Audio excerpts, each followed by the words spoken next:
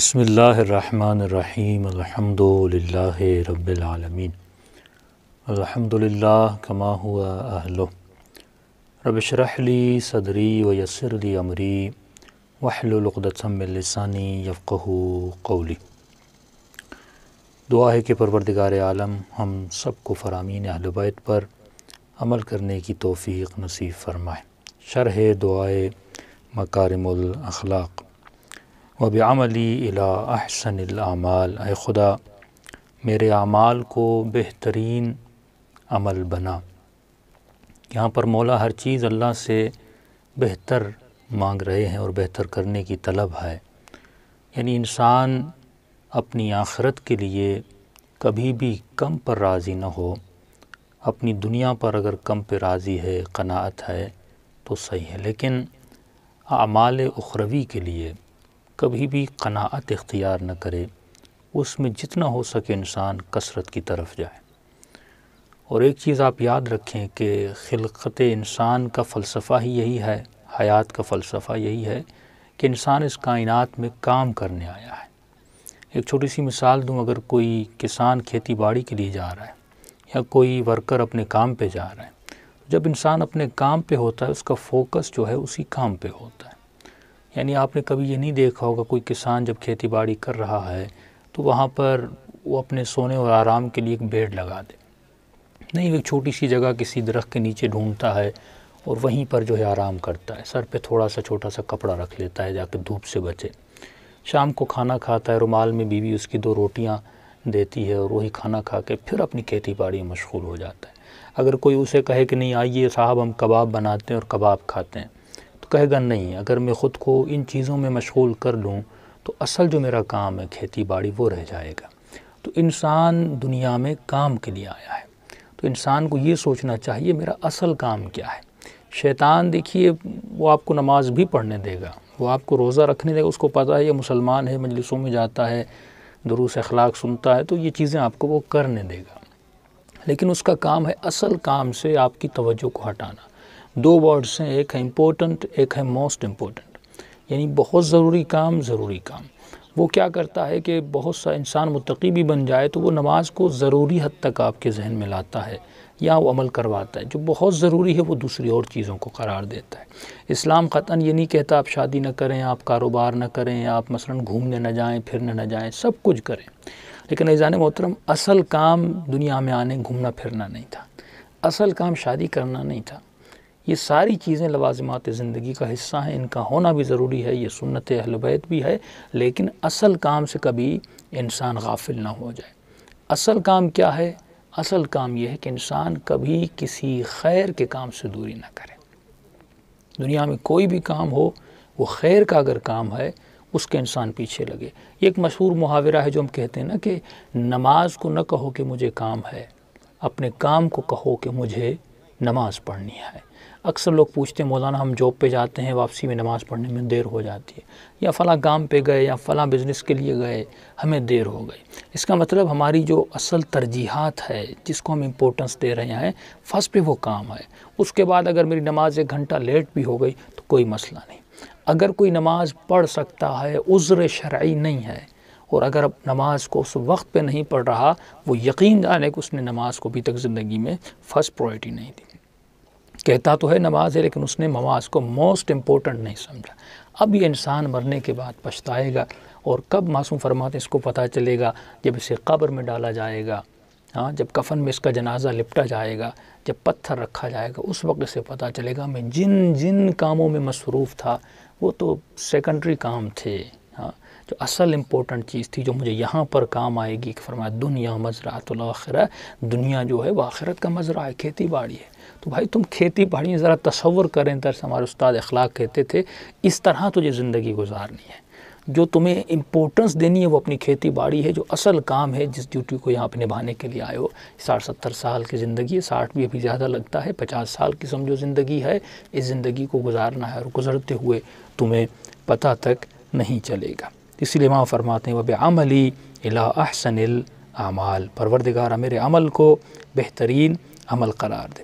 اکثر آپ نے دیکھا ہوگا کہ والدین مثلاً اپنے جوان بیٹے کو کہتے ہیں کہ میرے لال ابھی تو تمہارے گھومنے پھرنے کی زندگی ہے. ہاں دیکھیے گھومنے پھرنے کی زندگی نہ جوان کے لیے ہے نہ بوڑھے کے لیے. یہ جملے مت سکھائیے ان کو. زندگی کا کوئی بھی لمحہ گھومنے پھرنے کا نہیں ہے. ہم دنیا میں ایک عظیم ڈیوٹی نبھانے کے لیے آئے ہیں، اور اگر اس ڈیوٹی میں ناکام رہے. آپ اہل بیت کی زندگی تو دیکھیں، میں نے پچھلی نشست میں کہا تھا مولا علی اپنی حکمت میں کیا فرماتے ہیں یہ عباد کی، عابدوں کی، زاہدوں کی زندگیوں کی تعریفیں کرتا ہے، صالحین کی، لیکن خود اس زندگی پہ عمل نہیں کرتا. ہاں یہ برائیاں کرنے والے، مذنبین، گناہ کرنے والوں پر مذمت کرتا ہے، برات کرتا ہے، لیکن وہ احدہم، اور خود انہی میں سے ہے اور خود برائی کے پیچھے جاتا ہے. تو جب تک انسان کا فوکس نہ رہے کہ میں زندگی میں کون سا کام انجام دینے آیا تھا، وما خلقت الجن والانس الا لیعبدون، یہ عبادت بہت بڑا سرکل ہے. اصل کام، یہ میں بار بار دہرا رہا ہوں، اصل آپ کا زندگی میں کام کیا ہے، اس کو اگر آپ پرائرٹی نہیں دے رہے، اہمیت نہیں دے رہے، اس کا مطلب آپ غلط راہ پہ چل رہے ہیں. اور دعا کریں کہ خدا اصل کام پہ ہماری توجہ رکھے. کیوں امام حسن کے لیے ملتا ہے وضو، اذان آتی تھی چہرے کا رنگ زرد ہو جاتا تھا؟ کیوں ملتا ہے یہ؟ ان کا فرما ہمارے شیعوں کی نشانی یہ ہے، جب حکم الہی کو سنتے ہیں ان کے رنگ بدل جاتے ہیں. ہم کیوں اپنے خمس دینے میں تاخیر کرتے ہیں جبکہ وہ اصل کام ہے؟ ہم کیوں اپنی نماز میں دیر کرتے ہیں جبکہ یہ اصل کام ہے؟ ہم کیوں واجبات میں دیری کرتے ہیں؟ ہم کیوں کوئی گناہ کر رہا ہوتا ہے یا خود اس گناہ میں مبتلا ہو رہے ہوتے ہیں، وہ جھوٹ ہو، وہ غیبت ہو، وہ حسد ہو، وہ بغض ہو، وہ جتنی بھی چیزیں ہیں، ہم اس کو اتنا کیوں ہلکا لیتے ہیں؟ اس کا مطلب ہم نے اپنے اصل کام کو پیچھے چھوڑ دیا ہے اور ہم دوسری چیزوں میں لگے ہوئے ہیں. دوسری چیز، انسان خیر کا کام کرے. یہاں پر ایک اور مطلب آپ کی خدمت میں عرض کرنا ہے کہ جب خیر کا کام کریں تو کوئی بھی خیر کا کام چھوٹا یا بڑا نہیں ہوتا. ایک کسان جب کھیتی باڑی کرتا ہے تو اس کھیت میں چند چیزیں بہت امپورٹنٹ ہوتی ہیں، لیکن بہت چیزیں موسٹ امپورٹنٹ ہوتی ہیں، لیکن ہر چیز کا اس کے ساتھ ہونا ضروری ہے. مثال کے طور پہ آپ کی گاڑی ہے، آپ نہیں کہہ سکتے کہ گاڑی میں ٹائر کا ہونا بڑا اہم ہے لیکن گاڑی میں بریک کا ہونا اہم نہیں ہے. ہاں ایون چھوٹی سی وہ ہیڈ لائٹ ہے جو رائٹ اور لیفٹ پہ آپ مڑتے ہیں، اس کو آپ جلاتے ہیں. یعنی پوری گاڑی میں وہ ہیڈ لائٹ بھی بہت امپورٹنٹ ہے، وہ ٹائر بھی بہت امپورٹنٹ ہے، سیٹس بھی بہت امپورٹنٹ ہے، انجن بھی بہت امپورٹنٹ ہے. لیکن آپ کہہ سکتے ہیں کہ انجن مثلا اس گاڑی میں اگر نہ ہو تو گاڑی چلے گی نہیں، اس کی پوری باڈی فضول ہے، مثلا یہ آپ کہہ سکتے ہیں، ٹھیک ہے نا. تو یعنی لیکن اس گاڑی کا ایک ایک پرزہ، وہ گاڑی بنتی ہی تب ہے جب یہ سارے پرزے آپس میں ملتے ہیں. اسی طرح اعمال عبادی ہیں، نماز ہے، روزہ ہے، حج ہے، زکوٰۃ ہے، ایون چھوٹے سے چھوٹا مستحب بھی جو ہے نا، یہ جب سارے آپس میں ملتے ہیں پھر انسان مومن کامل بنتا ہے. تو کسی بھی خیر کے کام کو چھوٹا مت سمجھا کریں. چھوٹی سی چھوٹی چیز بھی آپ کو آخرت میں کام آتی ہے. اس کی مثال ایسے ہے، جب آپ کسی میکینک کی دکان پہ جاتے ہیں، اس نے اپنے باکس میں فضول سے فضول چیزیں رکھی ہوتی ہیں، چھوٹے سے چھوٹا پیچ، چھوٹی چھوٹی سوئی، جو بھی چیز ہوتی ہے، اور جب آپ اس سے کہیں کہ آپ نے کیوں رکھے ہیں، اتنا وزن رکھا ہوا ہے، اس کو پھینک دیں، تو وہ کہے گا کہ نہیں، یہ پرزہ بہت معمولی ہے، ابھی میرے کام نہیں آ رہا، ہو سکتا ہے 1 سال تک بھی میرا یہ پرزہ کام نہ آئے. لیکن کبھی کبھی کوئی ایسی مشینری آتی ہے، کوئی ایسی گاڑی آتی ہے جس میں اس پرزے کی ضرورت پڑتی ہے، میں ڈھونڈتا ہوں اور یہی پرزہ اس گاڑی کے کام آتا ہے. ایک دن یہی 5 روپے کا پرزہ مجھے کبھی کبھی 500 کا فائدہ دے سکتا ہے. بالکل اسی طرح چھوٹے سے چھوٹا عمل بھی مرنے کے بعد انسان کی زندگی میں بہت کام آتا ہے. کہ آپ نے بہت بڑے عالم کا واقعہ سنا ہوگا، جب دنیا سے چلے گئے تو ملائکوں نے پوچھا کیا لائے ہو پروردگار عالم کی درگاہ میں؟ وہ کون سا خالص عمل ہے جس کی وجہ سے تجھے نجات دی جائے اور تمہارے برزخ کے سفر کو آسان کیا جائے؟ تو اس نے کہا میں نے اتنی کتابیں لکھی، میں نے اتنے خطابات کیے، میں نے یہ کیا وہ کیا. ان سب نے کہا نہیں، اگر تم نے کتابیں لکھی اس سے تمہاری شہرت ہوئی، اگر تم نے یہ کیا تجھے معاوضہ ملا، لوگوں نے تمہاری عزتیں کی، لوگ آگے پیچھے تھے، ظاہر ہے یہ نتائج جو تم نے خیر کے کام کی دنیا میں بھی تجھے میں. ایک ایسا کام بتاؤ جو خالصتاً فی سبیل اللہ کے لیے ہو. تو کہتا ہے میں نے بہت سوچا، مجھے یاد آیا ایک دن ایک ماں تھی، اس کی گود میں ایک یتیم بچہ تھا. ماں بہت غریب تھی، بچہ بار بار کہہ رہا تھا ماں مجھے سیب لے کر دو، لیکن ماں کے پاس پیسے نہیں تھے.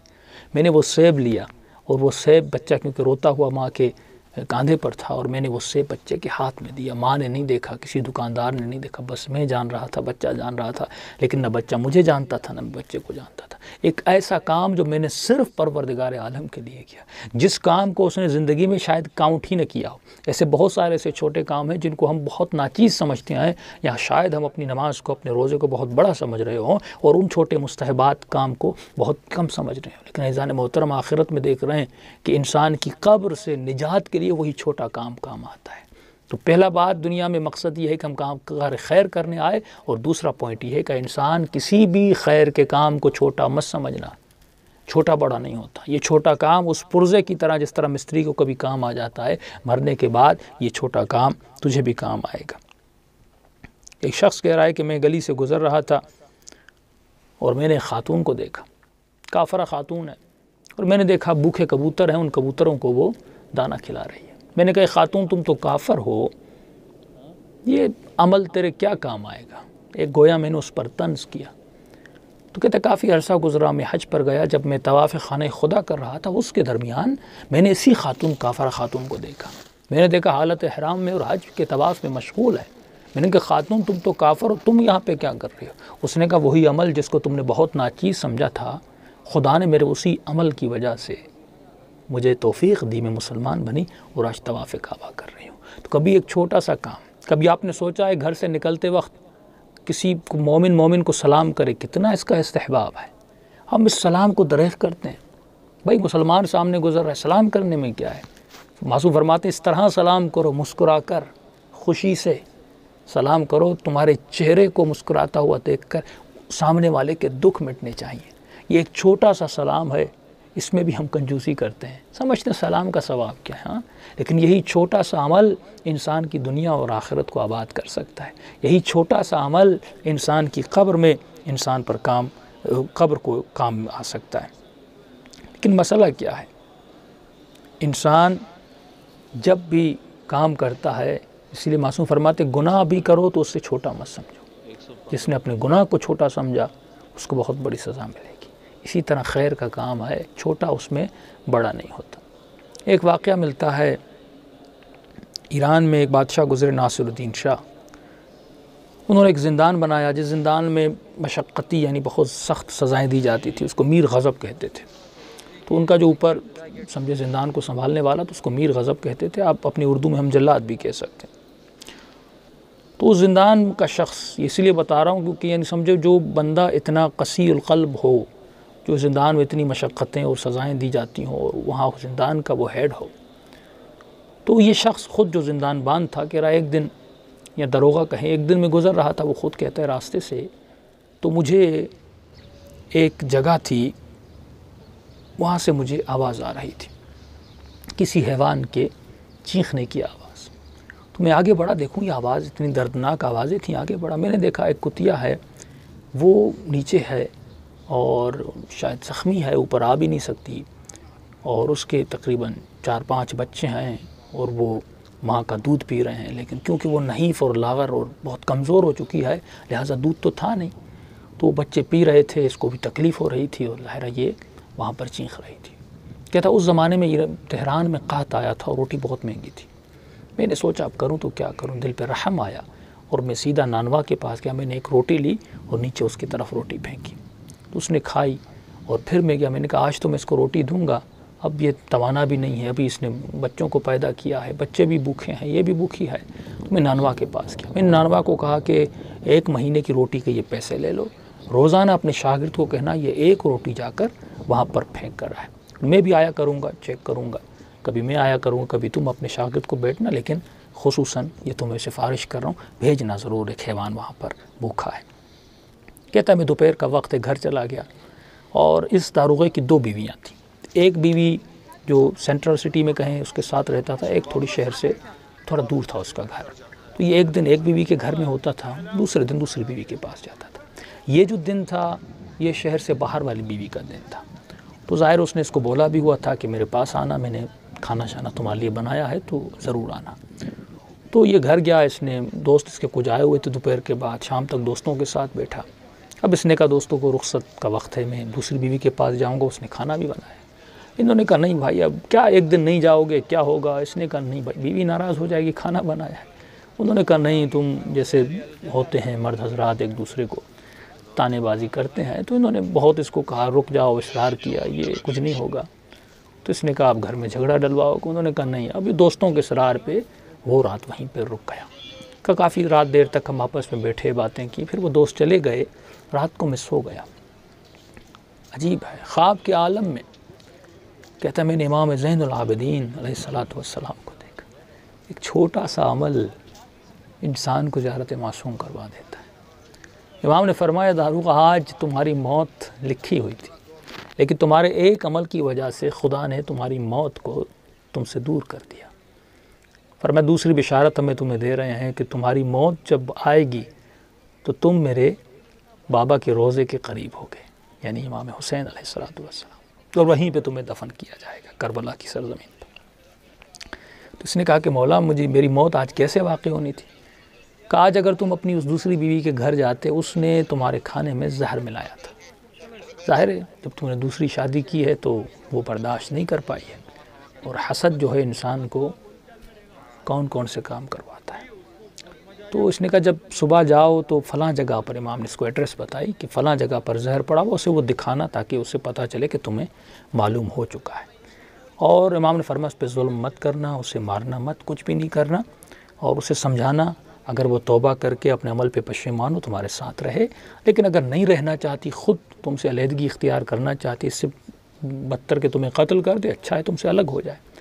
کہتا دوسرے دن صبح ہوئی میں اٹھا اور اس بیوی کے گھر گیا، جیسے گھر میں داخل ہوا بیوی نے برا بلا کہنا شروع کر دیا، گالم گلوچ کرنا شروع کر دی، میں نے کھانا بنایا تھا لیکن تم اپنے وعدے پہ نہیں رکے اور گھر پہ نہیں آئے، دوسری بیوی کے پاس رہ گئے، جاؤ کچن میں دیکھو میں نے کھانا بنایا تھا۔ یہ اس کا ہاتھ پکڑ کے کچن میں لے جاتا ہے، اور وہاں جہاں پہ اس نے وہ زہر چھپا کے رکھا تھا وہ زہر نکالتا ہے، کہتے یہ زہر تم نے کل کھانے میں لایا تھا۔ بہت شرمندہ ہوئی، اس نے کہا مجھے پتہ چل چکا ہے۔ اور کیسے پتہ چلا؟ اس نے کہا مجھے میرے امام زین العابدین نے رات کو میں نے مولا کو خواب میں دیکھا تھا، سارا کچھ مولا نے مجھے بتایا ہے۔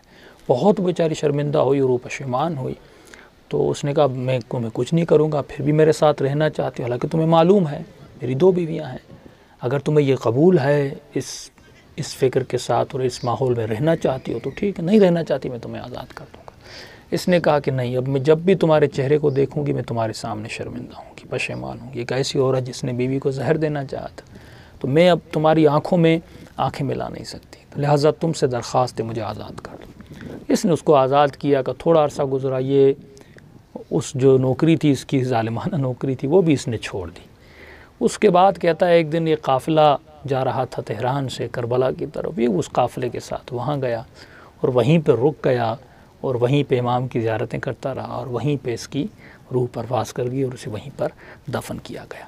عزیزان محترم، آپ نے دیکھا کہ انسان کا ایک چھوٹا سا عمل اس کو کتنا پروردگار عالم جزا دیتا ہے۔ ایک چھوٹے سے عمل کی جزا اتنی بڑی ہے کہ وہ اس کی برائی اس سے چھوٹ جاتی ہے۔ یعنی ایک چھوٹے سے حیوان کو آپ نے کبھی سوچا ہوگا جس سے امام کی زیارت بھی ہو، زندگی بھی بچ جائے اور عاقبت بخیری، جو کائنات کی سب سے بڑی دعا ہے نا، عاقبت بخیری، جو نماز میں خدا کہتا ہے اہدنا الصراط المستقیم، عاقبت بخیری کی دعا ہے۔ اسی لیے اللہ کے قرآن میں آواز آتی ہے نا، هل جزاء الاحسان الا الاحسان، اے میرے بندے جب تو کوئی نیکی کرتا ہے، اچھائی کرتا ہے، اس کا جواب بھی اچھائی سے پروردگار عالم دیتا ہے۔ یہ آیت سورہ رحمان کی آیت ہے۔ اب کچھ چیزیں اپنے جوانوں کے لیے عرض کر دوں، یہ آیتیں بوڑھوں کے لیے نہیں ہیں، یہ جوانوں کے لیے ہیں۔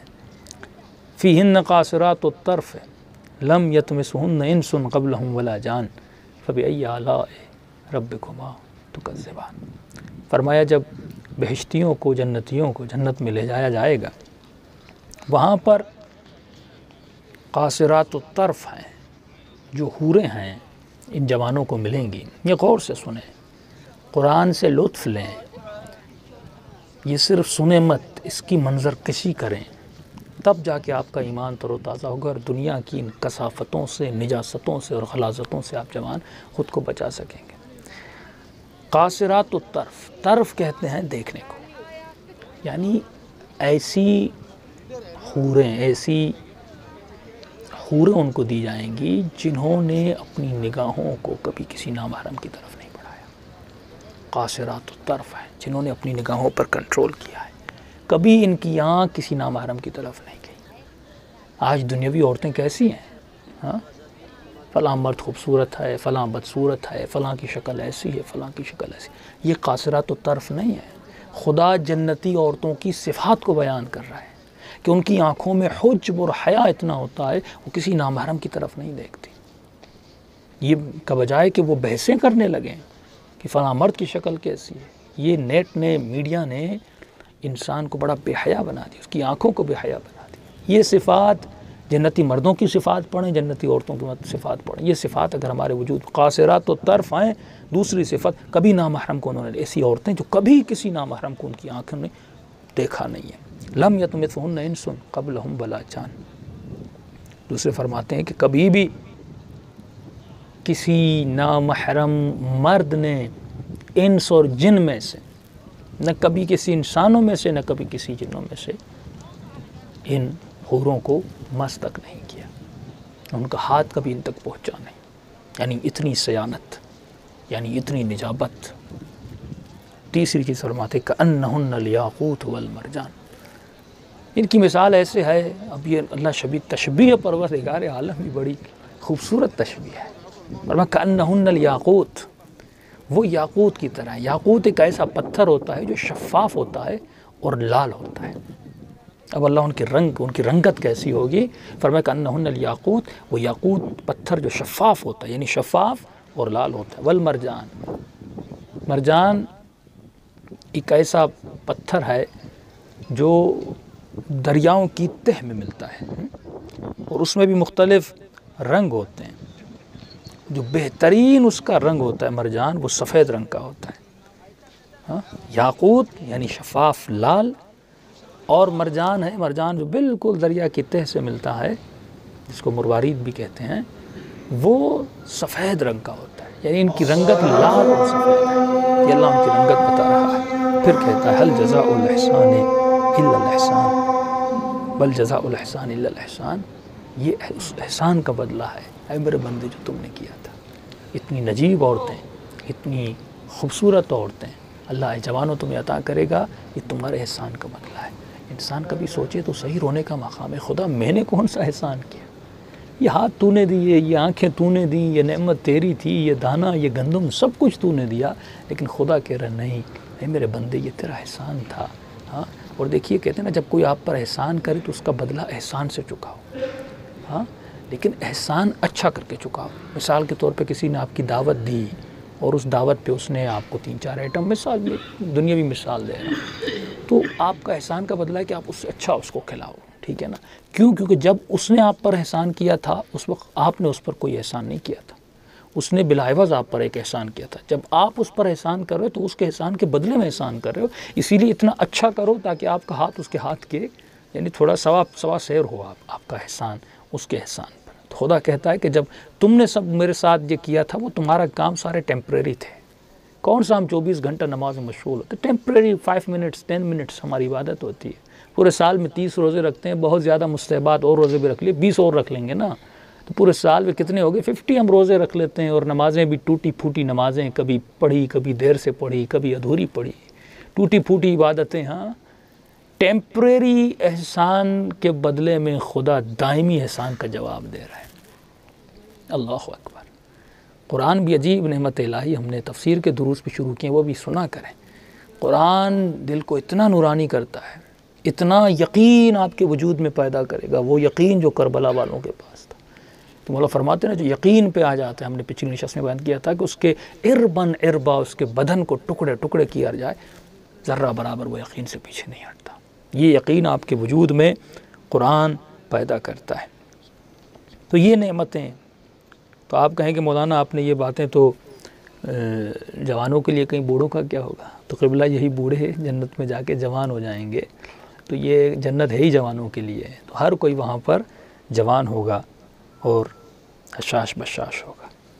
تو ایک چیز میں آپ سے سوال کروں، یہ صفات جو خدا بتا رہا ہے، جن کی شکلیں، جن کی رنگت لال، شفاف لال رنگ، اور سفید ہوں گی اس مروارید کی طرح، اس ہیرے کی طرح سمجھے سفید ہوں گی، اور ایسی نجیب اور ایسی پاک جس کو نہ کسی انس نے نہ کسی جن نے ہاتھ تک نہیں لگایا، اور ایسی ان کی آنکھیں پاک، انہوں نے کبھی بھی کسی نامحرم کو نہیں دیکھا۔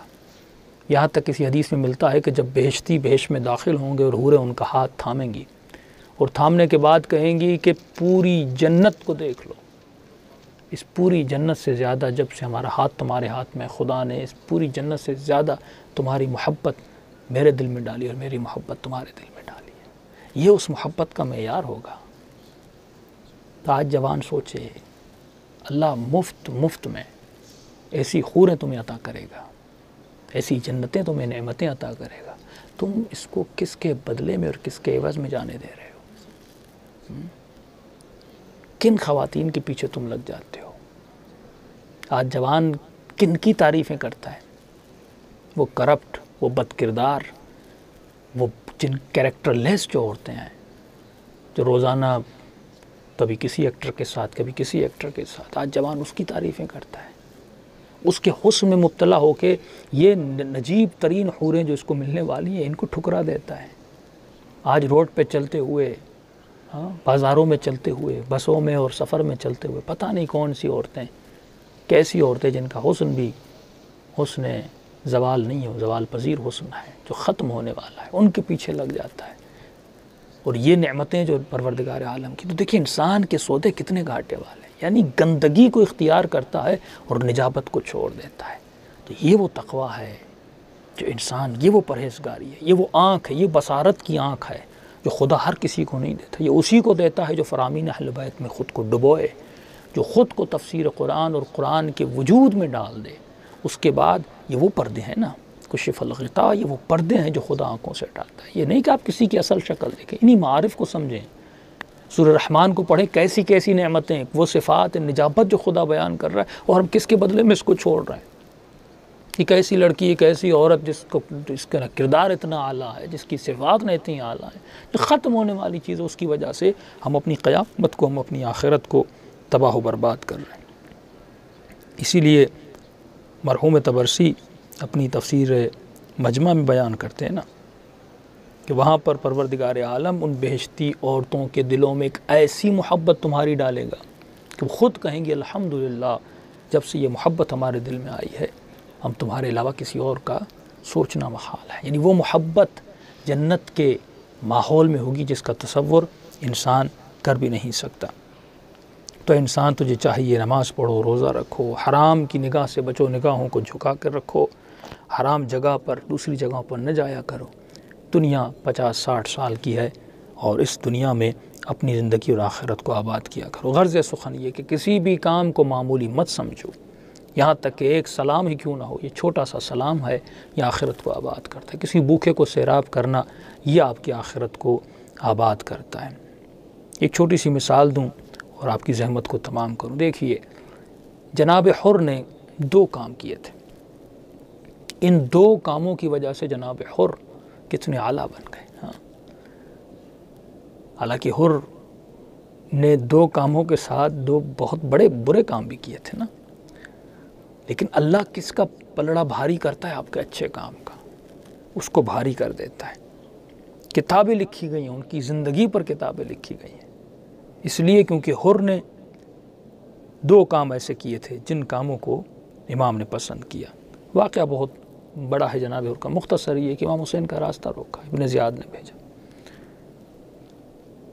تو اس راستے میں چہمگوئیاں ہوئیں، امام کو روکا گیا، امام نے کہا آگے جانے دو، کہا نہیں جانے دوں گا۔ کیوں جا رہے ہو؟ امام نے کہا کہ مجھے خط لکھے گئے ہیں کہ میرے لشکر میں سے کسی نے لکھا، سچ کہہ رہا تھا، میں نے خط نہیں لکھا۔ اب دیکھیے خود حسین ابن علی کو روکنا، تپتی ہوئی دھوپ میں، ظاہر خیمے تو نہیں تھے نا، بیبیاں اونٹوں کے اوپر سوار تھیں، یعنی دھوپ پڑ رہی تھی سیدہ زینب پر، بچوں پر مولا کے دھوپ پڑ رہی تھی، اتنی دھوپ میں حر نے 1 منٹ 2 منٹ نہیں، ایزان محترم ملتا ہے 3 دن کے لیے مولا کے قافلے کو روک کے رکھا۔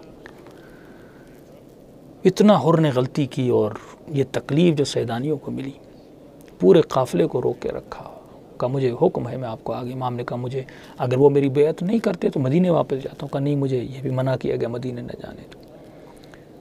یہاں تک کہ امام، دیکھیے امام تو جانتے تھے نا، امام نے کہا ٹھیک ہے، نہ مدینے، نہ میں اسلامی ریاستوں سے ہٹ کے، میں بالکل یزید کی ریاستوں سے ہٹ کے کہیں اور جانا چاہتا ہوں، کہا نہیں۔ اس نے پھر پیغام بھیجا ابن زیاد کو، میں کروں تو کیا کروں؟ اب جب تک پیغام آتا امام چل رہے تھے، یہ حر بھی امام حسین کے پیچھے پیچھے جا رہا تھا،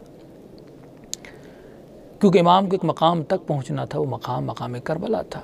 جب وہاں پہنچ گئے پھر روکا گیا تو امام کو تو وہیں پہنچنا تھا نا، جس زمین پہ امام حسین کو روکا گیا۔ بہرحال جب روکا تو امام حسین نے کہتے امام نے پھر آگے بڑھنا چاہا، حر نے امام کو بڑھ کے روکنا چاہا، تو روکنا چاہا، یہاں بڑی سخت کلام ہے۔ اس وقت امام نے ایک جملہ کہا تھا، ثقلت کا امک، تیری ماں تیری عزا پہ بیٹھے گا۔ یہ جملہ حر نے سنا تو حر نے کہا آپ نے میری ماں کو اچھے جملے سے نہیں کہا۔ اس وقت کہا کہ اگر کوئی اور ہوتا میں بھی اس کی ماں کو اس سے بدتر جواب دیتا، لیکن کیا کروں کہ آپ جناب سیدہ فاطمۃ الزہرا کے لال ہیں۔ یہ پہلا اچھا کام تھا حر نے جو کیا تھا، سیدہ کا ادب کیا تھا۔ یہ ایک کام حر نے اچھا کام کیا تھا۔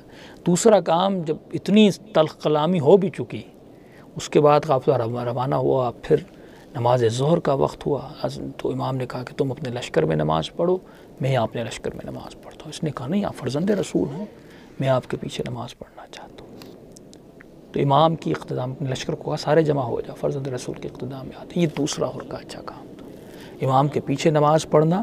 دوسرا حر نے جناب سیدہ کا احترام کیا تھا۔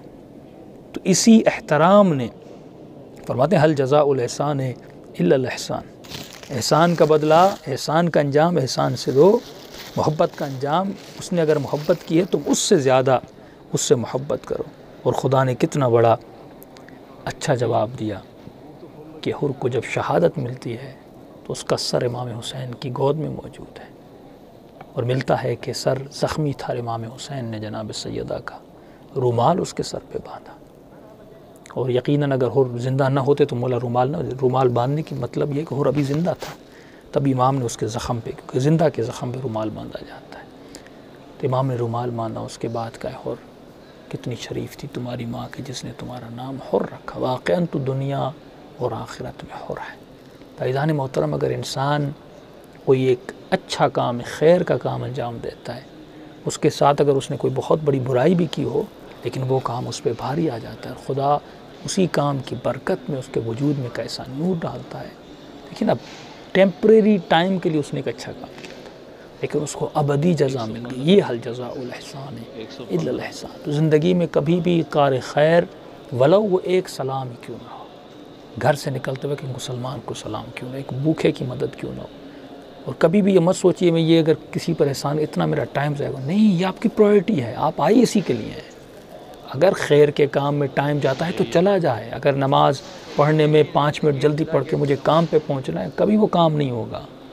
یہ نماز ہے جو تمہارے کام میں، تمہارے رزق میں برکت لائے گی۔ تو عزیزان محترم، خیر کے کام کو بھی ترک مت کیجیے، کسی بھی خیر کے کام کو کبھی بھی چھوٹا مت سمجھیے۔